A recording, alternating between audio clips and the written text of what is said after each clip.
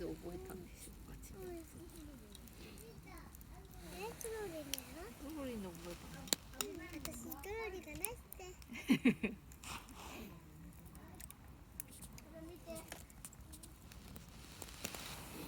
お願いします。待ってください。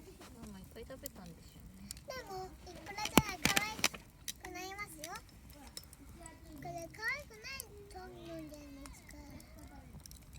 このチーズ塗れば大当たり。チーズいっぱい可愛いなんですけど、ちょっとずつ食べればいいだけ。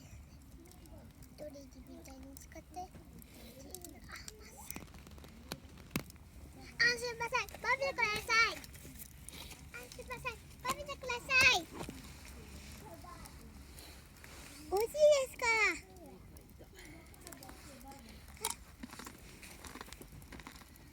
美味しいです。美味しいです。美味しいです。で、私たちもマシュマロさんやろうね。私はマシュマロを刺すからくださいね。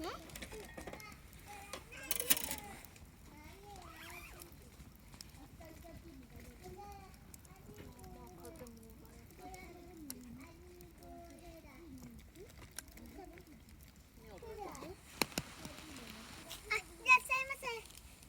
スポンジいかがですか？美味しいですよ。ふわふわってか。マシュマロじゃないですか、それは。マシュマロいりませんか？一個ください。はい。何色がいいですか？白。白はありません。